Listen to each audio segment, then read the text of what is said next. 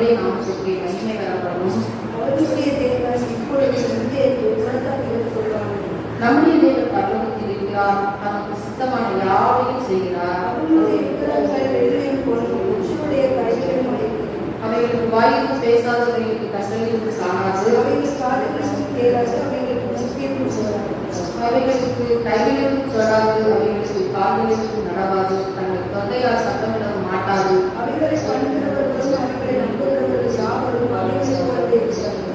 இஸ்ரவேலே கர்த்தரை நம்பு, அவரே அவர்களுக்கு துணையும் அவர்களுக்கு கேடவுமாய் இருக்கிறார். அவர்கள் பொருளாதாரை கர்த்தரை நம்புங்கள், அவரே அவர்களுக்கு துணையும் அவர்களுக்கு கேடவுமாய் இருக்கிறார்.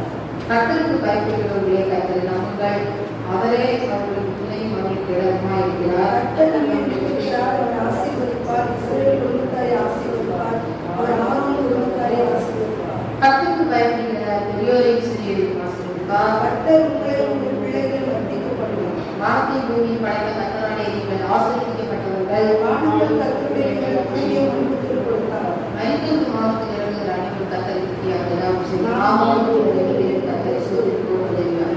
அமர்ந்துள்ளோம். இங்கே சங்கீதம் 115 1ஆம் வசனத்திலே சங்கீதக்காரன் தாவீது இப்படியாக சொல்கிறார், எங்களுக்கல்ல கர்த்தாவே, எங்களுக்கல்ல, உமது கிருபை நிமித்தமும் உமது சத்தியத்தின் நிமித்தமும் உம்முடைய நாமத்திற்கே மகிமை வர பண்ணும் என்று சொல்லி சொல்லுவதை குறித்து பார்க்கிறோம். தாவீது தரத்திலே சொல்லுகிற காரியம், எங்களுக்கல்ல, உம்முடைய கிருபை நிமித்தமும் சத்தியத்தின் நிமித்தம் உமது நாமத்துக்கு மகிமை வர பண்ண வேண்டும் என்று சொல்லி அவர் சொல்லுகிறதை குறித்து நாம் பார்க்கிறோம்.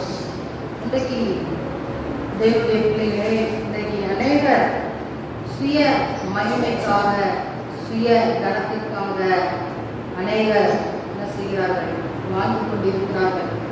அநேகர் தன்னுடைய சுய நாமம், சுய மகிமைப்பட வேண்டும் என்பதற்காக பல காரியங்களை செய்கிறார்கள். நாம் ஊழியம் செய்தாலும் சரி, மற்ற நபர்களுக்கு உதவிகளை செய்தாலும் சரி, கர்த்தருடைய நாமத்திற்கு நாம் என்ன செய்ய வேண்டும், அங்கே செய்ய வேண்டும். நம்மளுடைய பேர் பிரஸ்தாபத்திற்காக நம்மள 4 பேர் பாராட்டணும், 4 பேர் புகழணும் என்பதற்காக அல்ல, கர்த்தருடைய நாமம் அதனை விளங்கும்படிக்காக நாம் என்ன செய்யணும், கிரியைகளை செய்ய வேண்டும். அவருடைய நாமத்துக்கு மகிமை வர பண்ண வேண்டும். இன்னைக்கு அநேகர் ஊழியத்தில் எடுத்துக்கிட்டாலும் சரி, கொஞ்சம் வரங்கள் கிருபைகள் இருந்தா அவங்களை கையில பிடிக்க முடியாது, நான் பெரிய ஆள் அப்படின்னு சொல்லி. இன்னும் அநேக திரளான ஆத்மாக்கள் இருக்கிற மக்களை பார்க்கும்போது அவர்கள் சபையில் இருக்க ஆத்மா இருக்குது என்று மார்க்கத்தை பெருமை கொள்கிறார்கள். அவர்களுக்கென்று பெருமை சேர்க்க நினைக்கிறார்கள், மகிமை வர பண்ண நினைக்கிறார்கள். தேவனுடைய பிள்ளைகளே, கர்த்தருடைய நாமம், கர்த்தர் கிருபை பாராட்டலனா, கர்த்தர் இறங்கலனா அப்படிப்பட்ட நன்மைகள் நமக்கு வந்திருக்குமா? யோசிச்சு பாருங்க. ஆகவே அவருடைய நாமத்திற்கு நாம் மகிமைகளை செலுத்த வேண்டும். சிலர் சில நன்கொடைகளை என்ன செய்வார்கள், கொடுப்பார்கள் ஆலயத்திற்கு என்று. சிலர் பெரிய காணிக்கைகளை கொடுப்பார்கள். அப்போ அதில் நான் இவ்வளோ பெரிய காணிக்கை கொடுத்தேன், நான் தான் அந்த சபைக்கு இப்படிப்பட்ட பொருட்களை வாங்கி வைத்தேன் என்று சொல்லி நமக்கு என்ன செய்யக்கூடாது, மகிமை சேர்க்க கூடாது. அப்போ கர்த்தருடைய நாமத்திற்கென்று நம்ம அதை செய்யணும். வலதுகை செய்வது இடதுகை என்ன செய்யப்பட வேண்டும், மரியாதைக்கப்பட வேண்டும் என்று சொல்லி வேதம் சொல்கிறது.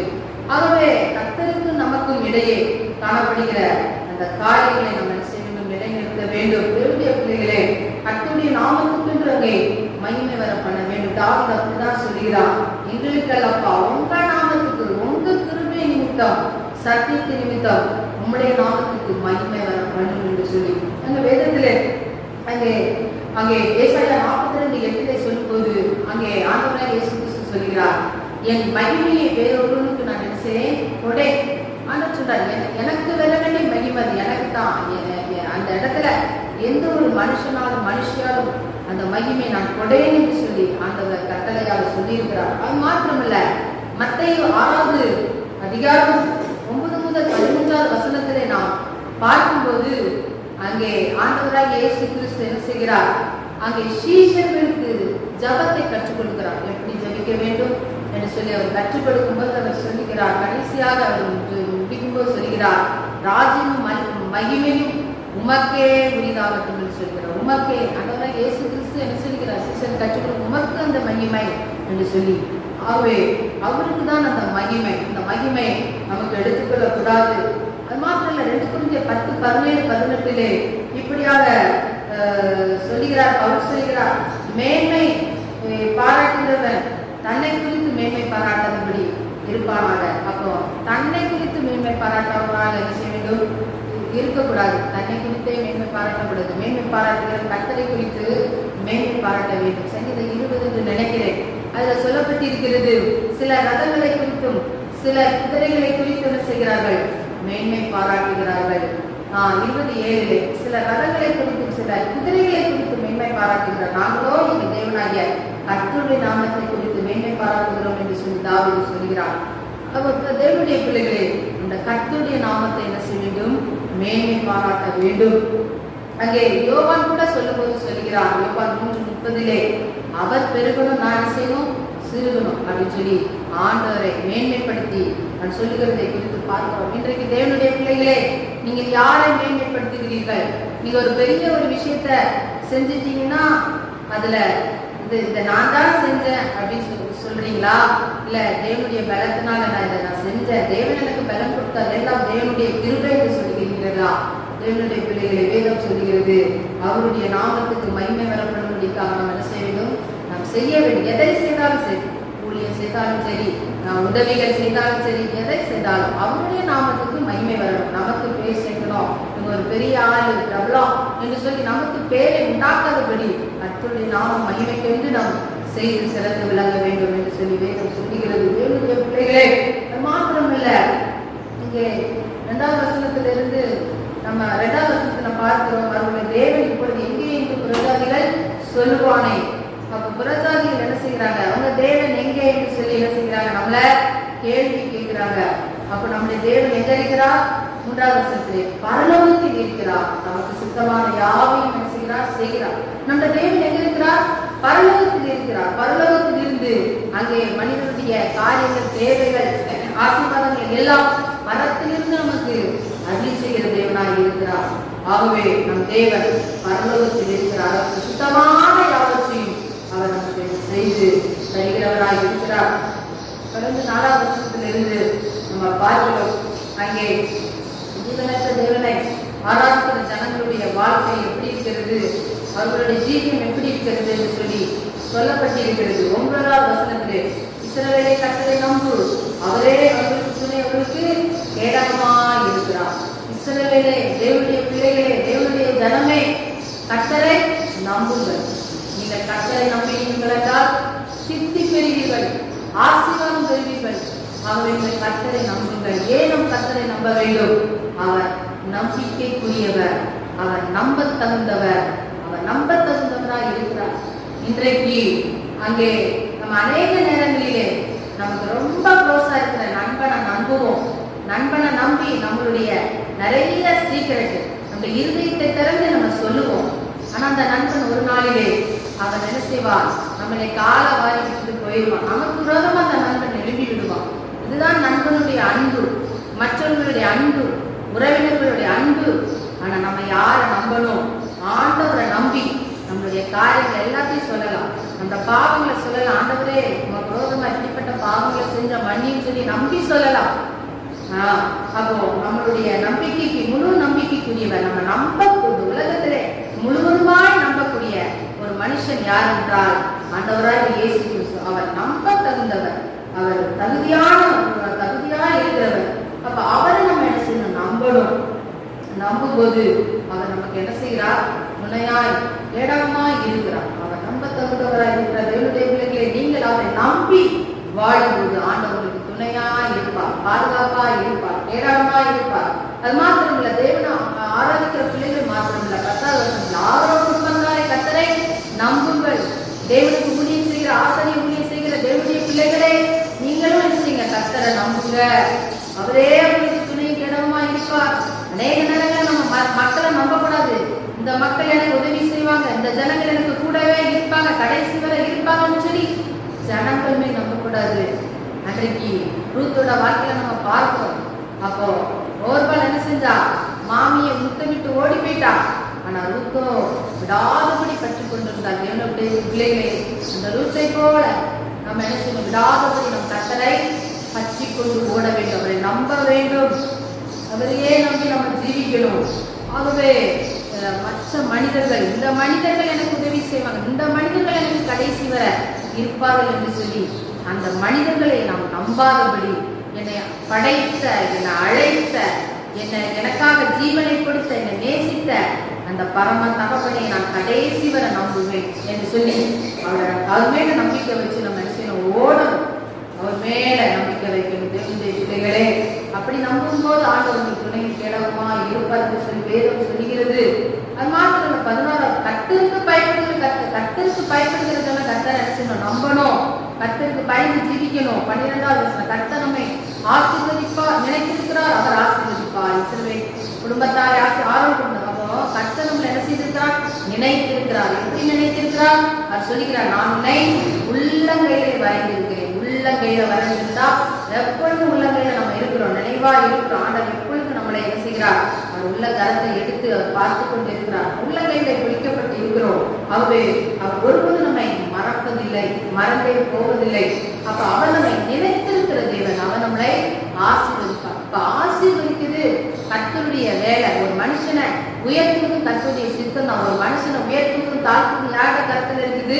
கர்த்தருடைய கருத்துல இருக்கிறது.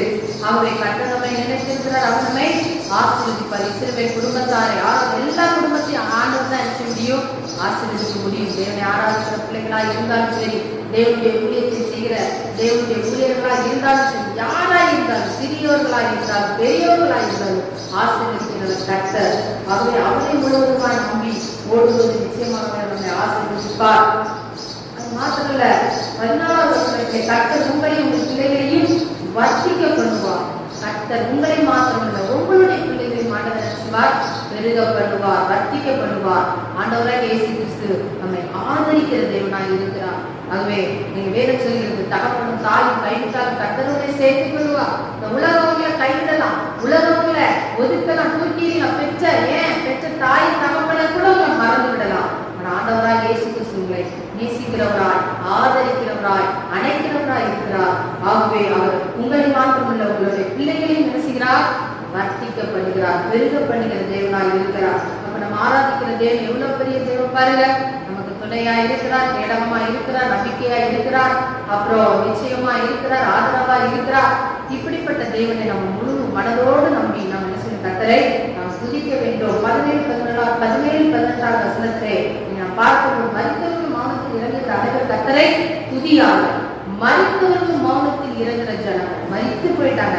இப்ப நம்ம இருக்கிறோம்னா உலகத்துல பூமியில ஆண்டவர் கொடுக்கப்பட்ட அந்த நாட்களில் ஆண்டவர் ஜீவன் கொடுத்திருக்கும் போது நம்ம கர்த்தரை துதிக்க முடியும். ஒரு நாளிலே நம்மளுடைய மண்ணான இந்த சரீரம் ஒரு நாள் மரிக்கும் போது அது எங்க போகும்? மண்ணுக்கு போகும். மண்ணுக்கு அங்க போகும்போது நம்மளுடைய வாயோ தொண்டையோ திறக்கப்பட மாட்டாது, நம்மளால பாடி துதிக்க முடியாது. மரித்து போன அந்த சரீரத்தால என்ன செய்ய முடியாது? துதிக்க முடியாது. அப்ப ஜீவனோடு இருக்கும் போதே நம்ம கர்த்தரை என்ன செய்யணும்? எவ்வளவு துதிக்க முடியுமோ அவ்வளவு துதிக்கணும். துதிக்கிறதுல குறை வைக்க கூடாது. நம்ம வேற எதுலனாலும் நம்ம குறை வைக்கலாம், நம்மளுடைய விஷயத்துல, நம்மளுடைய காரியத்துல. ஆனா தேவனை ஆராதிக்கலையும் துதிக்கிறதுல நம்ம என்ன செய்யக்கூடாது? ஒருவரும் குறை வைக்க கூடாது, அதை குறைய நினைச்சக்கூடாது, நம்ம இருக்கக்கூடாது. அதை நிறைவா கர்த்தரை துதிக்கணும், முழு மனதோடு கர்த்தரை துதிக்கணும். ஏனென்றால் நம்ம ஆராதிக்கிற தேவன் அவர் நம்பத்தக்க தேவன், அவர் உண்மையான தேவன். அவரை நம்ம என்ன செய்யணும்? முழு இதயத்தோடு நம்ம துதிக்கணும். அப்ப மரித்த ஜனங்களால துதிக்க முடியாது, மௌனத்தில் இறங்குகிற ஜனங்களால என்ன செய்ய கர்த்தரை துதிக்க முடியாது. நாமோ இதுமுதல் 2 கர்த்தரை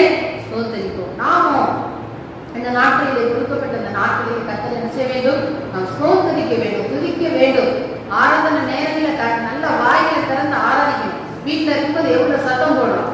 ஒரு சண்டை வந்து பயங்கர புருஷனா இருக்கட்டும், தாயா இருக்கட்டும், பயங்கரமா நம்ம சத்தத்தை பயங்கரமா 8 ஊருக்கு நம்ம சதம் கேட்கும். அப்படி நம்ம சத்தம் போடுறோம். ஆனா ஆராதிக்கு வரும்போது வாயெல்லாம் மூடிட்டு கையெல்லாம் கெட்டிக்கிட்டு நம்ம இருக்கிறோம். அப்படி இல்லை, நாம் கரங்களை தட்டி கரங்களை உயர்த்தி முழு உள்ளத்தோடு முழு சத்தம், நம்மளால எவ்வளவு சத்தம் முடியுமோ அவ்வளவு சத்தம் விட்டு நம்ம கர்த்தரை என்ன செய்யணும்? துதிக்க வேண்டும். அப்படிப்பட்ட ஆராதனை ஆண்டவர் தெரியப்படுகிறார். தேவனுடைய பிள்ளைகளே, அப்ப நமக்கு கொடுக்கப்பட்ட கிருபை நாட்கள் எல்லாம் நம்ம வீணடிச்சுட்டு, நமக்கு ஒரு இக்கட்டு வரும்போது, நமக்கு ஒரு ஆகதியம் வரும்போது நம்ம என்ன செய்யக்கூடாது? ஆண்டவரை கர்த்தரை காப்பாற்று அப்ப பாடுபடக்கூடாது.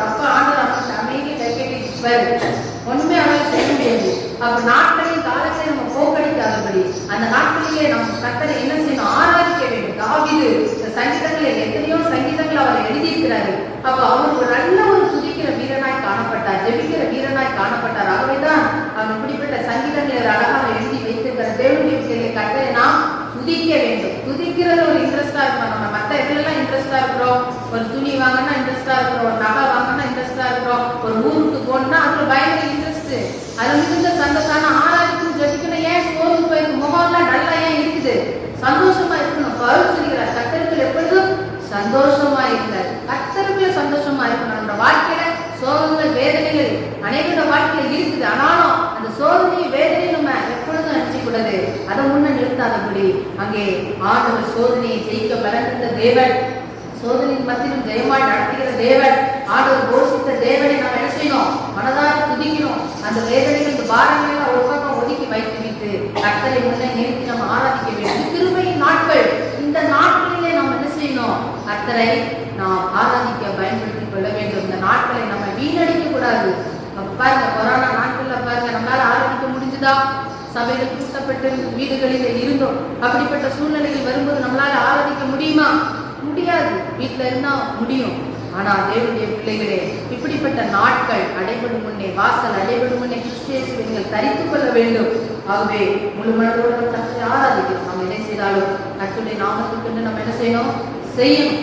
நம்ம நமக்கென்று பேரு போகல சேர்க்கணும்னு நினைக்க கூடாது. நம்முடைய நாமம் மகிமைப்படக்கூடாது. கர்த்தருடைய நாமம் மகிமைப்படணும். ஆண்டவர்களை பயன்படுத்துகிறார் என்றால் ஆண்டவர் உங்களிலிருந்து அவர் மகிமைப்படுகிற தேவனா இருக்கணும். நீங்க அதில் மகிமைப்படக்கூடாது. தேவனுடைய பிள்ளைகளே, ஆண்டவர் உங்களுக்குள்ளே இறங்கி வந்து கிரியை செய்கிற தேவனா இருக்கணும். அந்த வசனத்தை நம்ம வாசித்தபடி அதுபடி நாம் நடப்போம், ஜீவிப்போம். கர்த்தர் நம்மை ஆசீர்வதிப்பார். நல்லது சொல்லுங்க. தேவன் வெற்றி பெற்றனர். நல்லது. ஹல்லேலூயா சொல்லுங்க. ஆண்டவர் நம்ம எல்லாருக்கும் நல்லதா இருக்கிறார். ஹல்லேலூயா. ஹல்லேலூயா.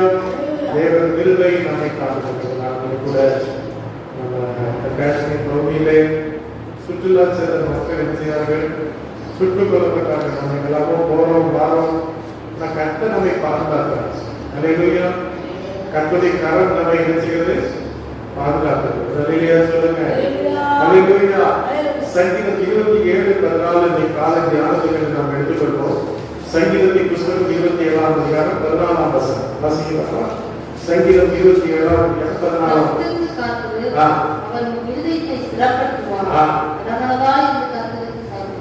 எல்லாம் சேர்ந்து 3 முறை வாசிப்போம்.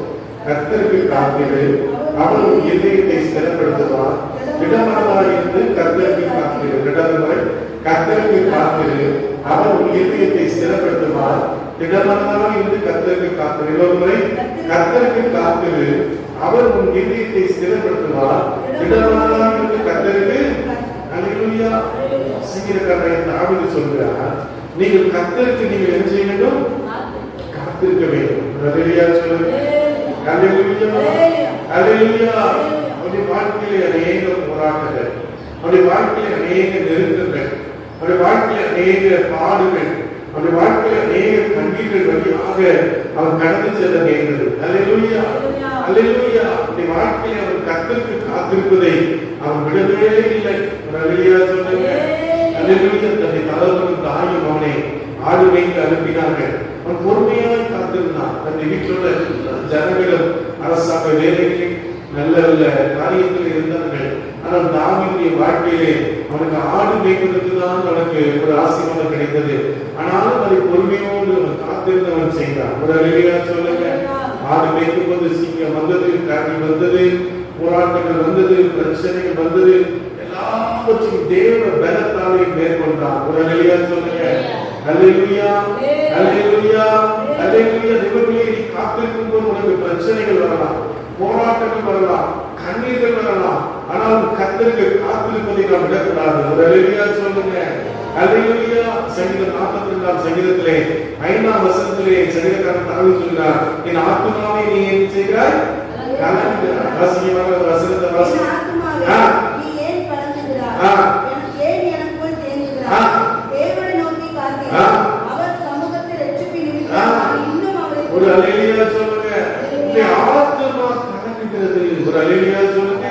நம்முடைய தேவை சந்திக்கப்படாத போது, பிரச்சனைகளுக்குள்ளாய் போகும்போது, பாடல்களுக்குள்ளாய் போகும்போது, கடனுள்ளாய் போகும்போது, வியாதிகளாய் போகும்போது நாம் என்ன செய்கிறோம்? கலங்குகிறோம். ஒரு அல்லேலூயா சொல்லுங்க. நம்முடைய இருதயம் கலங்குகிறது. யோவான் 14ஆம் அதிகாரம் 1ஆம் வசனத்திலே சொன்னார், உங்கள் இருதயம் வெடிப்பதாக கலங்காதிருப்பதாக. ஒரு அல்லேலூயா சொல்லுங்க. ஆண்டவர் சொன்னார், உன் முழு இருதயத்தோடு, உன் முழு ஆத்மாவோடு, உன் முழு பலத்தோடு நீ என்ன செய்வாயாக? அன்பு கூறுவாயாக. அல்லேலூயா. அன்பு கூறுவேன், இன்னும் அதிகமாய் ஆராதிப்பேன், இன்னும் ஆர்வமாய். நம்முடைய ஆர்வத்தை குறைக்கும்படியாய், நம்முடைய விசுவாசத்தை குறைக்கும்படியாய் பிசாசான அநேக பிரச்சனைகளை, அநேக போராட்டங்களை, அநேக நெருக்கங்களை கொண்டு வருகிறார். அல்லேலூயா. அல்லேலூயா. நம்ம எப்படிப்பட்ட ஒரு சமூகத்திலே வாழ்கிறோம் சொல்லுங்க பார்க்கலாம். உடனே எல்லாம் நடந்துட்டோம், உடனே எல்லாம் பண்ணிடணும் அப்படின்னு சொல்லி எல்லாம் விரும்புகிறோம். அல்லேலூயா. அல்லேலூயா. போன உடனே என்ன செய்யணும்? கடையில போன உடனே நாங்க சாப்பாடு ரெடியா இருக்கணும், நம்ம போன உடனே பஸ் ரெடியா இருக்கணும், போன உடனே ட்ரெயின் ரெடியா இருக்கணும், போன உடனே டாக்டர் ரெடியா இருக்கணும். இப்படிப்பட்ட சமூகத்தை தான் இன்னைக்கு மக்கள் விரும்புகிறார்கள். அல்லேலூயா. காத்திருந்து பெற்றுக்கொள்வதற்கு யாருக்கும் விருப்பமில்லை. அல்லேலூயா. நாங்கள் முன்னாலே சின்ன பிள்ளைகளா இருக்கும்போது எங்களுடைய பிள்ளைகளை அமெரிக்கன் ஹாஸ்பிட்டல்ல கூட்டு போவோம். அப்ப அங்க ஒரு டாக்டர் அம்மா இருப்பாங்க, பேர் ஏதோ ஒரு பேர் உண்டு.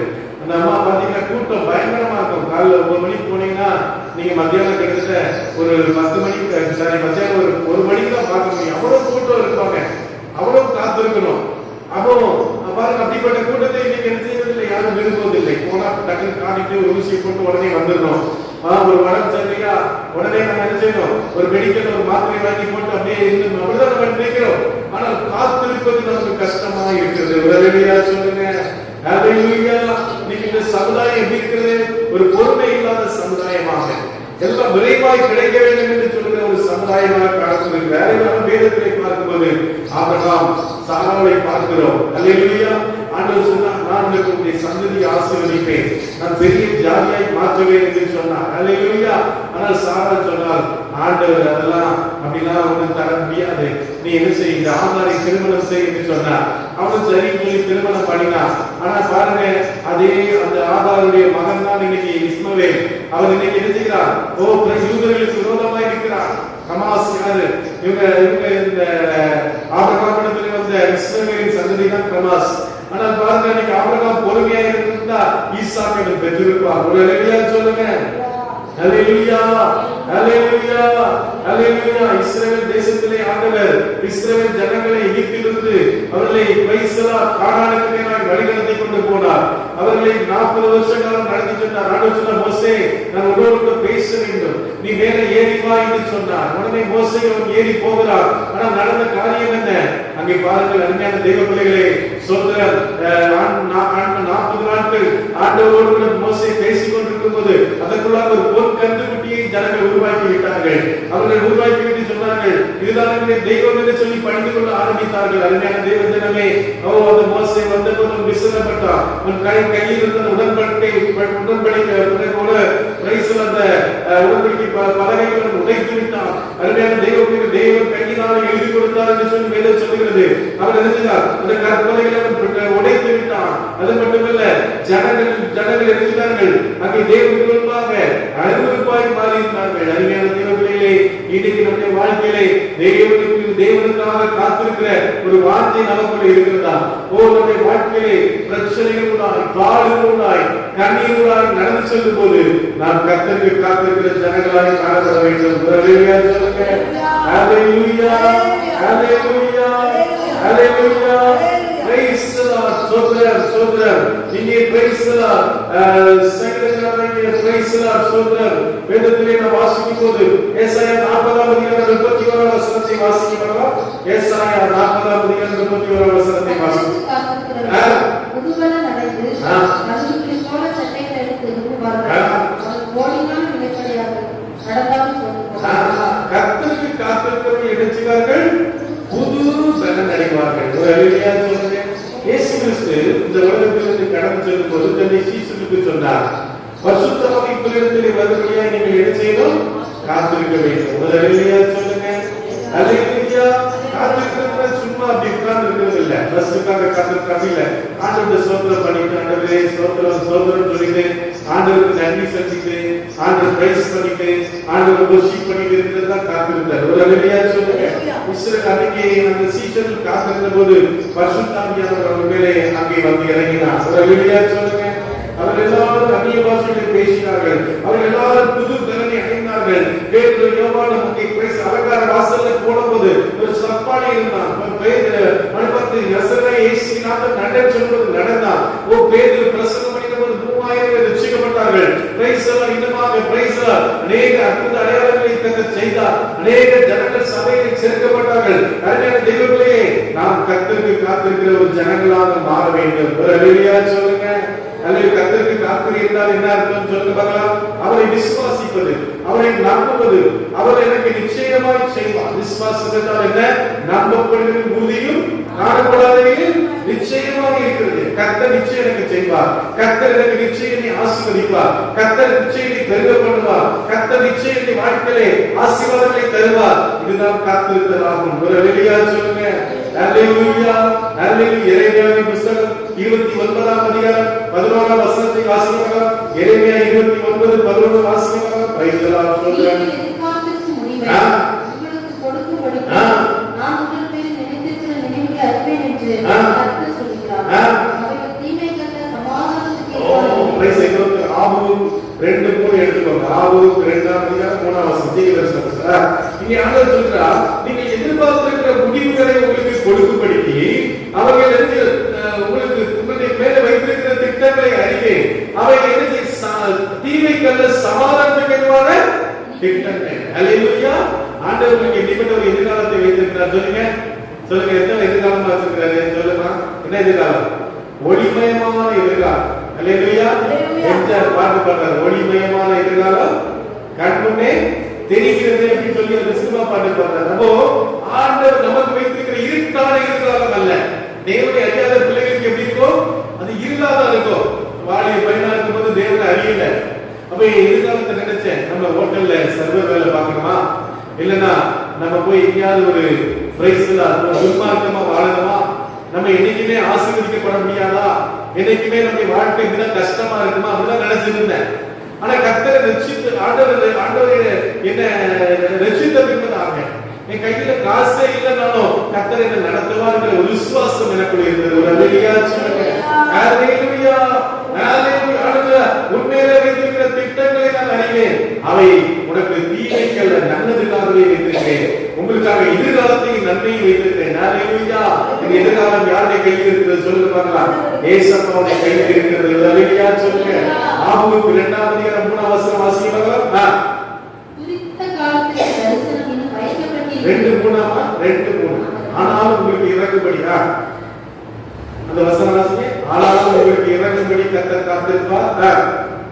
ஆபூக் 2ஆம் அதிகாரம் 3ஆம் வசனம் இருக்கா? ஆனாலும் கர்த்தர் இறங்கும்படி என்ன செய்வார்? சரி, ஏசாயா 30:18 வாசிங்க. ஏசாயாவின் புத்தகம் 30ஆம் அதிகாரம் 18ஆம் வசனம் வாசிங்க. ஏசாயாவின் புத்தகம் 30ஆம் அதிகாரம் 18ஆம் வசனம் வாசிங்க. ஆனால் உங்களுக்கு இறங்கும்படி கர்த்தர் காத்திருக்கிறார். உங்கள் மேல் மனதிற்கும்படி எழுந்திருக்கிறார். கர்த்தர் நீதி செய்கிற தேவன். அவருக்கு காத்திருக்கிற அனைவரும் வாய்ப்பார். ஆனாலும் கர்த்தர் உங்களுக்கு இறங்கும்படி என்ன செய்வாரா? காத்திருப்பாரா? அல்லேலூயா. அல்லேலூயா. காத்திருந்து நாட்கள் போகலாம், காலங்கள் போகலாம். ஆனால் வேதம் சொல்லுது, ஆனாலும் கர்த்தர் உங்களுக்கு இறங்கும்படி காத்திருப்பார். ஒரு அல்லேலூயா சொல்லுங்க. அல்லேலூயா. உங்கள் மனதிற்கும்படி எழுந்திருப்பார். கர்த்தர் நீதி செய்கிற தேவன். அவருக்கு காத்திருக்கிற அநேகரும் வெளிப்பட்டவர்கள் ஆசீர்வதிக்கப்பட்டவர்கள். ஒரு அல்லேலூயா சொல்லுங்க. கர்த்தருக்கு பயப்படுகிற சிறியோரையும் பெரியோரையும் அவர் யாரை ஆசீர்வதிக்கிறார்? கர்த்தருக்கு காத்திருக்கிற ஜனங்களை கர்த்தர் ஆசீர்வதிக்கிறார். அல்லேலூயா. அதே ஆபூக் 2:3 சொல்கிறது, குறித்த காலத்துக்கு தரிசனம் வைக்கப்பட்டிருக்கிறது, முடிவிலே அது விளங்கும், அது பொய் சொல்லாது, அது தாமதித்தாலும் அதுக்கு காத்திரு, அது நிச்சயமாய் அது தாமதிப்பதில்லை. எல்லா காரணங்களை தட்டி கர்த்தரை ஸ்தோத்திரம் பண்ணுங்க. ஆண்டவர் இதை குறித்து திட்டங்கள் பிளான்கள் வைத்திருக்கிறார். அல்லேலூயா. தேவன் சொல்ற தேவன் தமிழத்தில் அன்பு கூறுவதற்கு ஆயத்தம் பண்ணினவர்களை கண் காணவில்லை, காது கேட்கவில்லை, மனுஷனுடைய இதயத்திலே தோன்றும் எல்லா காரணங்களை தட்டி கர்த்தரை ஸ்தோத்திரம் பண்ணுங்க. அல்லேலூயா. தேவன் உங்களை குறித்து திட்டங்களை வைத்திருக்கிறார். உங்களை குறித்து நாட்களை வைத்திருக்கிறார், உங்களை குறித்து காலங்களை வைத்திருக்கிறார். அருமையான தெய்வங்களே, உன்னை குறித்து கர்த்தர் பெரிய காரியங்களை வைத்திருக்கிறார். ஹல்லேலூயா, ஹல்லேலூயா, ஹல்லேலூயா. அவருக்கு ஒரு நேரம் உண்டு. கடந்த நாட்களில் நாங்கள் ஒரு சகோதரியை நாங்கள் சந்தித்தோம். சகோதரியை எப்படி சந்திச்சோம்னா, எங்களுடைய உறவினர் ஒருத்தர் ஹாஸ்பிட்டல் அட்மிட் ஆயிருந்தார். அவருக்கு ஆக்சிடென்ட் ஆகி அவர் கால் அடிபட்டு ஹாஸ்பிட்டல் ஆபரேஷன் பண்ணிருந்தாங்க. அப்ப அவரை சந்திக்கக்கூடியா போகும்போது இந்த சகோதரி ரிசப்ஷன்ல இருந்தாங்க. உங்களை பார்த்தோம். அப்ப நான் கேட்டேன், நீங்க எந்த சகோதரி தானே? ஆமா, சில வருஷங்களுக்கு முன்பதாக ஒரு கணவர் ஒரு ஆக்சிடென்ட்ல மறித்து விட்டார். ஒரு 2 பிள்ளைங்க. அப்போ அவங்களோட பேசிக் கொண்டிருந்தாங்க மனைவி. அப்ப அவங்க சொன்னாங்க, கர்த்தர் தான் உங்களை அனுப்பியிருக்கிறார். ஒரு அழகியா சொல்லுங்க. அதுக்கு மேல அநேக நாட்கள் நம்ம பார்க்கணும், சந்திக்கணும் சொல்லி ஆசைப்பட்டோம். ஆனால் அவங்க சொன்னாங்க, கிட்டத்தட்ட 2 வருஷம் ஆயிடுச்சு, கணவர் இறந்து 2 வருஷம் ஆயிடுச்சு. ஆனா அதுதான் அவங்க சந்திச்சு அவங்க வீட்டுல போய் கவனிக்கிறது அவங்களுக்கு மிகுந்த சந்தோஷம் உண்டாயிருந்தது. அதுக்கான தேவதைகளே, அப்ப தேவனுடைய நம்முடைய இதயத்திலே தோன்றுகிற காரியங்கள் உடனே நடக்காம இருக்கலாம், காலங்கள் தாமதப்படலாம். ஆனா கர்த்தர் அதுக்கு ஒரு நேரம், அதுக்கு ஒரு சமயம் வைத்து அதை நிறைவேற்ற வல்லவராக இருக்கிறார். ஹல்லேலூயா. ரோமர் 12ஆம் அதிகாரம் 12ஆம் வசனத்திலே வாசிக்கும்போது வாசிக்கப்பாங்களா? ரோமர் 12ஆம் அதிகாரம் 12ஆம் வசனத்தை வாசிங்க. வாசிங்க.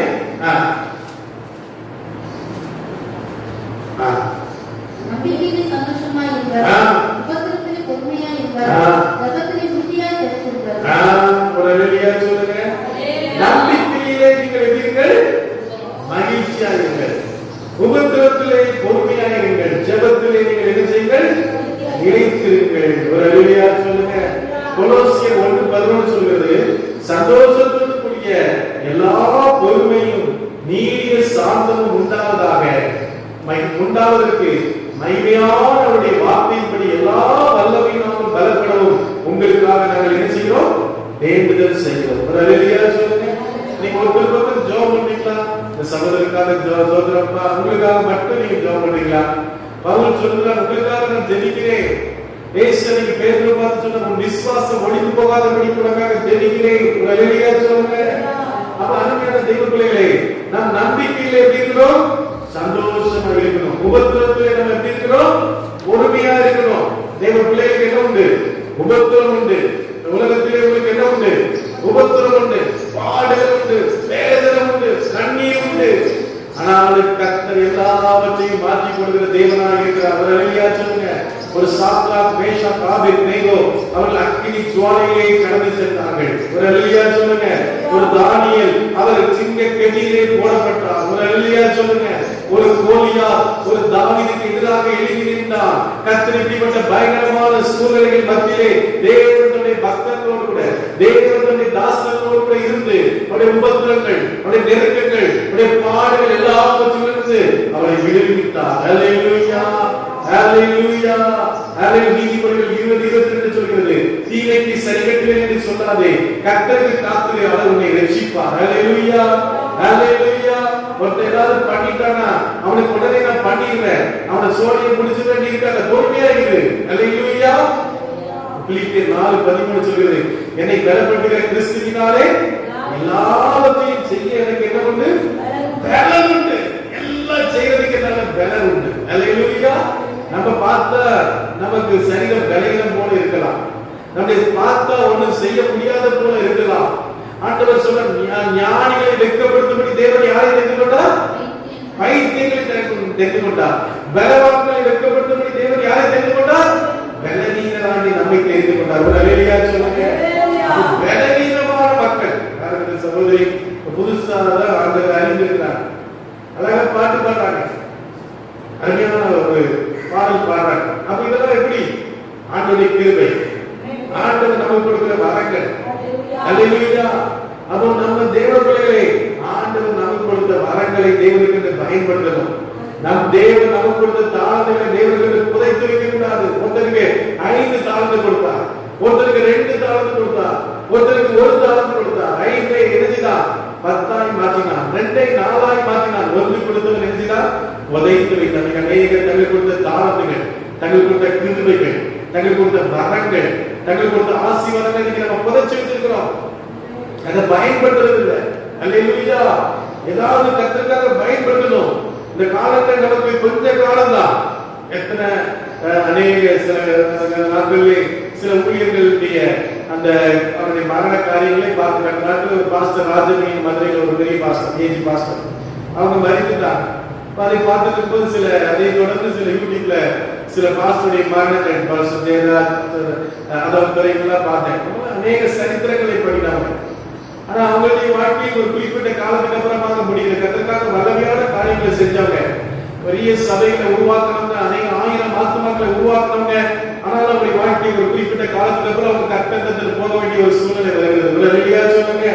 அதே போல அந்த வாழ்க்கையை நம்ம தொடர்ந்து வாழ போவதில்லை. 100 வருஷமோ 200 வருஷமோ 300 வருஷமோ இல்ல. பரலோகத்துல நம்ம 1000 வருஷம் தேவனோடு கூட வாழ போகிறோம். ஆனால் அந்த பூமியில் உள்ள வாழ்க்கை நமக்கு புரிகிறதாக காணப்படுகிறது. ஆனால் அந்த வாழ்க்கையை தேவனுக்காக நாம் பயன்படுத்தணும். அல்லேலூயா. ஏதாவது கர்த்தருக்காக செய்யணும். கடந்த நாட்கள்ல விவாசம் நடந்துச்சு. அப்போ பயங்கர வெயில். ஆனா கூட பாட்டியோட வார்த்தையோடு வந்திருந்தாங்க. நமக்கே போக முடியல வெயில்ல. ஆனா கூட வந்திருந்தாங்க. அப்படியாக கர்த்தருக்காக டைம் கிடைக்கும் போதெல்லாம், நேரம் கிடைக்கும் போதெல்லாம் ஆண்டவரை நாம் ஆராதிக்கிறவர்களாக, ஆண்டவரை நாம் துதிக்கிறவர்களாக, ஆண்டவருக்கு நாம் சமயம் கொடுக்கிறவர்களாக காணப்பட வேண்டும். அல்லேலூயா.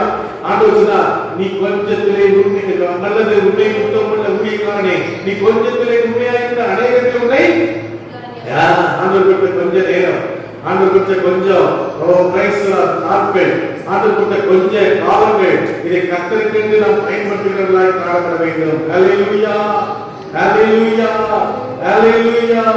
அருமையான தெய்வ பிள்ளைகளே, நம்முடைய வாழ்க்கையை கர்த்தருக்கு காத்திருக்கிற ஒரு அனுபவம் நமக்கு தேவையாக இருக்கிறது. அல்லேலூயா.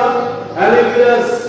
சங்கீதம் 40:1 சொல்லுது, கர்த்தருக்காக பொறுமையோடு காத்திருக்கேன், அவர் என்னிடமாய் சாய்ந்து என் கூப்பிடுதலை கேட்டார். ஒரு அல்லேலூயா சொல்லுங்க. நீ கர்த்தருக்காக காத்திருந்தீங்கன்னா கர்த்தர் உங்க புலம்பலை கேட்பார். உங்க புலம்பலை ஆனந்த கழிப்பாய் மாற்றுவார். அல்லேலூயா. அல்லேலூயா. சங்கீதக்காரன் சங்கீதம் 62:1 சொல்கிறார், தேவனை நோக்கி என் ஆத்துமா அமர்ந்திருக்கிறது, அவரால் இந்த ரட்சிப்பு வரும். எல்லா கரங்களை தெரிவித்ததை சொல்கிறாங்க. தேவனை நோக்கி காத்திருக்கும் போது, தேவனை நோக்கி அமர்ந்திருக்கும் போது, தேவனை நோக்கி தியானம் செய்யும் போது, தேவனை விசுவாசிக்கும் போது ஆண்டவரை ரட்சிப்பார், தேவனை விடுதலையாக்குவார், தேவனை ஆசீர்வதிப்பார், தேவனை மேன்மைப்படுத்துவார், தேவனுக்கு வாசல்களை திறந்து தருவார். ஹalleluya. ஹalleluya.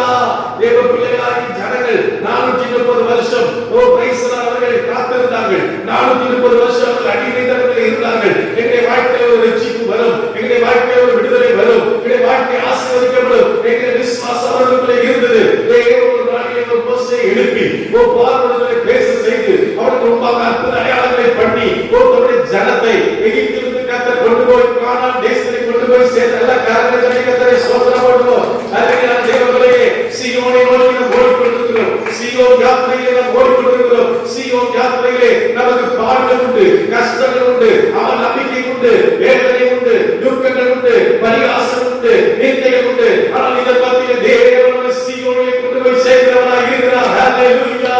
ஹalleluya. அக்கறைக்கு போகிற பிரயாணம் அது பெரிய பிரயாணமாக இருக்கிறதா? பாடுகள் நிறைந்ததாய், கண்ணீர் நிறைந்ததாய், அவமானம் நிறைந்ததாய், பசி நிறைந்ததாய், பட்டினி நிறைந்ததாய், பிரைஸ் நிர்வாணமாய் நாம் இருந்தாலும் தேவன் நம்மை பலப்படுத்தி அவர் சீயோனை நம்மை கொண்டு போய் சேர்க்கிறவனாய் காணப்படுகிறார். ஹalleluya. ஹalleluya. அவர் அருமையான தேவ பிள்ளைகளே, நம்ம கர்த்தருக்காக காத்திருக்கிறோமா? ஆண்டவருக்காக காத்திருக்கிறோமா? ஆண்டவர் மேல் விசுவாசமா இருக்கோமா? ஆண்டவர் நம்முடைய வாழ்க்கையில அற்புதம் செய்வார். தேசத்தை கர்த்தர் எடுத்துரை கட்டளையிடுவார். ஹalleluya. ஹalleluya. உலகத்தில் இருக்கிற நாட்களே அந்த தீவிரவாதிகள் வந்து அப்பாவி மக்களை என்ன செய்தார்கள்? சுட்டுக் கொண்டு விட்டார்கள். உடனே மக்கள் என்ன சொல்றாங்க? உடனே சண்டை நடக்கட்டும். பாகிஸ்தான்ல உடனே தீர்த்து கட்டிடலாம். சண்டை நடத்த யாருக்கு கஷ்டம் சொல்லுங்க? நடக்கலாம். ஏற்கனவே மக்கள் கஷ்டத்துல இருக்கிறாங்க, பொருளாதாரம் ரொம்ப பாதிக்கப்பட்டிருக்கிறது. என்ன ஆகும்? இன்னும் பிரச்சனை உண்டாகும். இன்னும் என்ன உண்டாகும்? மக்கள் கஷ்டத்துக்கு விலைவாசிலாம் உயர்ந்துடும். நிறைய வீரர்கள் என்ன செய்வாங்க? செத்து போயிடுவாங்க. யுத்தம் நடக்கும்போது எந்த பக்கத்துலையும் சாவாங்க, அந்த பக்கத்துலையும் சாவாங்க. அப்ப எவ்வளவு கஷ்டம் பாருங்க. மக்களுக்கு ஈஸியா தெரியுது, பாகிஸ்தான் கொண்டுட்டேன், பாகிஸ்தான் அழிச்சிருக்கு, அது லேசான காரியமா? ரஷ்யா பெரிய வல்லரசு தான். ரஷ்யா எப்படிப்பட்ட நாடு? வல்லரசு நாடு. அது உக்ரைன் சின்ன நாடுன்னு சொல்லி அதை கூட யுத்தம் பண்ணிச்சு. இன்னைக்கு கிட்டத்தட்ட 3 வருஷம் ஆச்சு, 4 வருஷம் ஆச்சு, யுத்தம் முடியல. அந்த மக்கள் அவ்வளவு வேகம் அவ்வளவு துடிப்பா இருக்காங்க. சாதாரண மக்கள் தான் கஷ்டம். அந்த நாட்டுல 3 வருஷம் இருந்திருக்கேன். அவ்வளவு கஷ்டப்பட்டவன் தான். அவனுக்கு சரியான சம்பளம் கிடையாது, சரியான சாப்பாடு கிடையாது. ஆனா தன்னுடைய தேசத்தை காக்கும்படியாக அத்தனை பாஸ்டர் நம்முடைய ஒரு சகோதரர் வந்திருந்தார். நம்முடைய உங்களுக்கு தெரியுமான்னு தெரியல. முன்னால இந்த சபை ஒரு ஹாஸ்பிட்டல் போட்டு ஒண்ணுமே இருக்காது, ஒரு ரெண்டா இருக்கும்போது ஒரு பிரதர் வந்திருந்தார், ருஸ்லான் வந்திருந்தார். அவங்க பாத்தீங்கன்னா கர்நாடகத்துல நானும் என் மகனும் யுத்தத்துல ஒரு பாஸ்டர், நிறைய பாஸ்டர்லாம் இருக்காங்க யுத்தத்துல. நம்ம அருமையான தேவ பிள்ளைகளே, அப்போ ரஷ்யா நினைத்திருந்த உக்ரைனை ஈஸியா நம்ம பிடிச்சிடலாம்னு சொல்லி, ஆனா இத்தனை வருஷம் ஆயிடுச்சு, அதாலே பிடிக்க முடியல. ஹல்லேலூயா. இந்தியாவுக்கு அவ்வளவு ஒரு பெரிய தேசம், நல்ல பெரிய தேசம் தான். ஆனா கூட பாருங்க, அது வலிமையான தேசமா இல்லையா என்பது எப்படி தெரியும்? அந்த யுத்தத்துல தான் தெரியும். ஒரு ஹல்லேலூயா சொல்லுங்க. நம்ம அருமையான தேவ பிள்ளைகளை நாம ஜெபிக்கணும். ஆண்டவரே, யுத்தங்கள் வரக்கூடாதப்பா. இன்னைக்கு பாருங்க, யுத்தங்கள் வந்தனால இந்த உக்ரைன் தேசமே சீரழிந்து விட்டது. அந்த சிரியா தேசம் சீரழிந்து விட்டது. ஏமன் சீரழிந்து விட்டது. ஓ பிரைஸ் பாலஸ்தீன், பிரைஸ் சோதரம், அது அங்கே நிர்மலமாகி விட்டது. யுத்தம் அழிவுதான் வருது தவிர நன்மை ஒன்றும் நடக்காது. ஒரு ஹல்லேலூயா சொல்லுங்க. அப்போ தேவ பிள்ளைகள் உலகத்தார போல நம்ம இருக்கக்கூடாது. நம்ம என்ன செய்யணும்? ஆண்டவரே, யுத்தங்களை ஓயப்படும் அப்பா. ஒரு ஹல்லேலூயா சொல்லுங்க.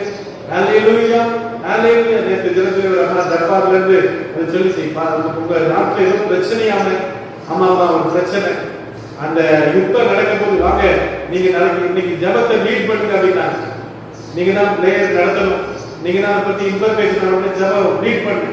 நல்ல தேசத்திலிருந்து மக்கள் இருந்தாங்க. அப்ப ஜபத்துக்கு நாங்கள் சேர்ந்து ஜோபம் நடுவரே, யுத்தம் வரக்கூடாது, சமாதானம் வரட்டும், இந்த தரணி சட்டாக்கெல்லாம் மாறி போகட்டும் அப்படின்னு நாங்கள் ஜெபித்தோம். ஒரு ஹல்லேலூயா சொல்லுங்க. அப்ப அருமையான தேவ பிள்ளைகளே, நம்ம என்ன செய்யணும்? உடனே டக்குனு ரியாக்ஷன் பண்ணக்கூடாது. படப்படம் நம்ம நின்றோம் என்றால் நம்முடைய வாழ்க்கை வேதனையாய் முடிந்து விடும். ஒரு ஹல்லேலூயா சொல்லுங்க. நம்ம காத்திருக்கணும், பொறுமையா இருக்கணும். ஹல்லேலூயா. ஹல்லேலூயா. சங்கீதம் 37, 34, 36 சொல்லுகிறது, கர்த்தருக்கு காத்திருக்கிற வழியை கைக்கொள். ஹல்லேலூயா, ஹல்லேலூயா. வாசிக்க பார்க்கலாம். சங்கீதம் 37, 34 வாசிக்க பார்க்கலாம். நீ கர்த்தருக்கு காத்திருந்து அவருடைய வழியை கைக்கொள், அப்பொழுது நீ பூமியை சுதந்தரித்துக் கொள்வதற்கு அவர் உன்னை உயர்த்துவார். ஹல்லேலூயா. ஆண்டவர் என்ன செய்வார்? உங்களை உயர்த்துவார், பூமியை சுதந்தரித்துக் கொள்ளும்படியாக. ஹல்லேலூயா. என்று சார்ந்த குணமுள்ளவர்கள் அவர்கள் என்ன செய்வார்கள்? அவர்கள் என்ன செய்வாங்க சொல்லுங்க? பூமியை சுதந்தரிப்பார்கள். சாந்தமும் பொறுமையா இருக்கணும். ஹல்லேலூயா. உங்களை பார்த்து சொல்லுவான், ஒரு பாஸ்டர் அப்பாவுக்கு கொஞ்சம் காலில் புண்ணு இருந்துச்சு. அவரை பார்த்து சொன்னார், அவருக்கு புண்ணு கொடுத்து கிடைக்காத அப்படின்னு எங்க மகாட்ட கேட்டுக்காரு. அவர் பெரிய சபையின் போறாரு. அது எப்படி கேட்டுக்காரு, உங்க தாத்தா காலெல்லாம் புண்ணாய் கிடக்காரு அப்படின்னு கேட்டார். ஆனா கடந்த நாட்களே பார்த்து கர்த்தர் ஒரு தெய்வீக சுகத்தை அவர் கொடுத்து கொண்டிருக்கிறார். ஒரு ஹல்லேலூயா சொல்லுங்க. இன்னைக்கு என்ன செய்வாங்க? சத்துரு என்ன செய்வான்? நிந்திப்பான். ஒரு அன்னாள் குழந்தை இல்லாம இருக்கும்போது ஒரு பெண்ணினாள் இருந்துதான், அவளை பார்த்து சொன்னார், அவளை நிந்தித்தார், அவளை வேதனை பிடித்தார், அவளை பணமணி வாங்கினார். அன்னாள் தேவ சமூகத்திலே காத்திருந்து ஜெபித்த போது ஒரு பிள்ளை கத்த 5 பிள்ளையை கொடுத்தார். ஒரு ஹல்லேலூயா சொல்லுங்க. ஹல்லேலூயா. இன்னைக்கு நம்முடைய வாழ்க்கையில ஒரு குறைவு இருக்கு, ஒரு எதிரியோட ஒரு குறைவா இருக்கிறதா நம்மளை பார்த்து என்ன சொல்லுவாங்க? ஜனங்கள் அவமானமா பேசுவாங்க, நிந்திப்பாங்க. ஏய், நீ பிச்சைக்காரன் தானே, உனக்கு ஒண்ணு இல்லை தானே, நீ பைத்தியக்காரன் தானே, நீ முட்டாள் தானே, நீ வியாதி பிடிச்சவன் தானே, நீ கடன்காரன் தானே, இப்படி சொல்லுவாங்க. ஆனா தேவக்குள்ளேயே ஆண்டவர் நம்மை ஆசீர்வதிக்கிறவராக இருக்கிறார். ஒரு ஹல்லேலூயா சொல்லுங்க. ஆண்டவர் நம்மை நடத்துகிறவராக இருக்கிறார். ஹல்லேலூயா, ஹல்லேலூயா, ஹல்லேலூயா. அப்போ தேவக்குள்ளேயே வாழ்க்கையில கர்த்தரை நோக்கி அமர்ந்தது. ஹல்லேலூயா, ஹல்லேலூயா, ஹல்லேலூயா. வேதத்திலே ஒரு மனுஷனை குறித்து அது அங்கே சொல்லப்படுகிறது. ஒரு அதே அதிகாரத்தில் வாசிக்கும் தொடர்ந்து வாசிக்க அந்த அதிகாரம் சொல்லல. 35 வாசிக்க. கொடிய பலவந்தனான ஒரு துன்மார்க்கனை கண்டேன். தனக்கேற்ற நிலத்தில் முளைத்திருக்கிற பச்சை மரத்தை போல ஒரு பொல்லாத இரக்கமற்ற ஒரு மனிதனை பார்த்தேன். அவன் எப்படி இருந்தான்? பச்சை மரம் போல வளர்ந்து கிடந்தான். ஆனாலும் அவன் ஒளிந்து போனான். அவன் இறந்துட்டான். அவன் இல்ல, அவனை தேடினேன், அவன் என்ன செய்யல. நீ உத்தமனை நோக்கி செம்மையானவனை பார்த்து. அப்ப இந்த உலகத்துல இருக்கிறவங்க சந்தோஷம் எப்படிப்பட்டது? அது நிரந்தரம் அல்ல. ஒரு சொல்லுங்க, இந்த உலகத்துல பெரிய ஆஸ்திக்கான வேற ஐஸ்வர்யமா இவனுடைய சந்தோஷம் எப்படி இருக்கும்? தற்காலிகமானது. ஹல்லேலூயா, ஹல்லேலூயா. அப்போ நம்முடைய சந்தோஷம் ஒரு நிரந்தரமாக இருக்கிறது. ஹல்லேலூயா சொல்லுங்க, ஹல்லேலூயா, ஹல்லேலூயா. வாசிகள் ரோமர் 15ஆம் அதிகாரம் 13ஆம் வசனம். ரோமர் 15:13.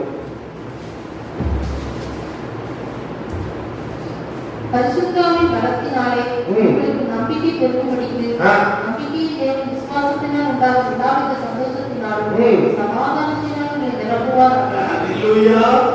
பரிசுத்தாவின் வல்லமையினால் நீங்கள் நம்பிக்கையை பெருகும்படி நம்பிக்கையின் தேவன் உங்களை விசுவாசத்திலும் எல்லா மகிழ்ச்சியிலும் சமாதானத்திலும் நினைச்சுவாராக நிரப்புவாராக. ஹல்லேலூயா. பரிசுத்தாவின் வல்லமை ஒரு மனுஷன் பெருகும் போது அவனுக்குள்ள என்ன உண்டாகும்? நம்பிக்கை உண்டாகும், அவனுக்குள்ள விசுவாசம் உண்டாகும், அவனுக்குள்ள தைரியம் உண்டாகும். ஹல்லேலூயா. நம்பிக்கையின் தேவன் என்ன செய்வார்? நம்பிக்கையின் தேவன் என்ன செய்வார்? உங்களை விசுவாசத்திலும் உங்களை மகிழ்ச்சியிலும் சமாதானத்திலும் நிரப்புவார். ஒரு ஹல்லேலூயா சொல்லுங்க. ஹல்லேலூயா. ஒரு மனிதன் ஆண்டவரிடத்தில் வந்து சொன்னான், ஆண்டவரே இந்த அவிசுவாசம் நீங்கும்படி நீங்க என்ன செய்யணும்? எனக்கு உதவி செய்யும் என்று சொல்லி சொன்னார். ஒரு ஹல்லேலூயா சொல்லுங்க. இன்னைக்கு நமக்குள்ள என்ன வருகிறது? அவிசுவாசம் நடக்காது, முடியாது. நம்ம என்னதான் விசுவாசத்துல பேசினாலும் நாங்க ஊழியக்காரங்க இங்க நல்ல தைரியமா பேசுறோம். ஆனாலும் வீட்டுல போனோம்னா நாங்களும் ஒரு மனுஷன் தான். நாட்டும் நமக்கு செய்ய மாட்டாரோ, ஆண்டவர் நம்மளை கைவிட்டுவாரோ, நமக்கு நடக்காதோ, நமக்கு முடியாதோ அப்படிங்கிற ஒரு சோர்வு வருகிறது. ஹல்லேலூயா. ஆனா நம்பிக்கையின் தேவன் நமக்கு என்ற விசுவாசத்திலும் மகிழ்ச்சியிலும் சமாதானத்திலும் நிரப்புவார். ஹல்லேலூயா, ஹல்லேலூயா. நம்ம என்ன செய்வோம்? சமாதானமா இருக்கோம். ஹல்லேலூயா. இயேசு கிறிஸ்து அங்கே மரித்து உயிர்த்தெழுந்த போது சீஷர்லாம் ரூம்ல இருந்தாங்க, பயத்துல இருந்தாங்க, கலங்கி போயிருந்தாங்க. ஆண்டவர் அவர்களை பார்த்து சொன்னார், உங்களுக்கு சமாதானம். ஒரு ஹல்லேலூயா சொல்லுங்க. உங்களுக்கு என்னது? சமாதானம் என்று சொன்னார். ஆண்டவர் நீங்க உங்களை பார்த்து உங்களுக்கு சமாதானம். நீ எந்த பிரச்சனை நினைத்து பயந்து இருக்கிறாயோ, எந்த வியாதி நினைத்து பயந்து இருக்கிறாயோ, எந்த சூழ்நிலையை நினைத்து நீ பயந்து இருக்கிறாயோ, கர்த்தர் அதுல உனக்கு ஒரு சமாதானத்தை தர வல்லவர். ஹல்லேலூயா. ஒரு விடுதலையை தர வல்லவர், ஒரு வழியை திறக்க வல்லவர். ஹல்லேலூயா. ஆகாருடைய வாழ்க்கையிலே ஒரு பிள்ளையை வைத்துக் கொண்டு அவள் அழுதாள், என் பிள்ளை சாகிறதை நான் பார்க்க மாட்டேன் என்று சொல்லி பிள்ளையை வனாந்தரத்திலே கிடத்திவிட்டு ஓ என்று அழுத போது வானத்திலிருந்து ஒரு சத்தம் உண்டாது. ஆகாரே உனக்கு என்ன சம்பவித்தது? ஆகாரே உனக்கு என்ன நடந்தது?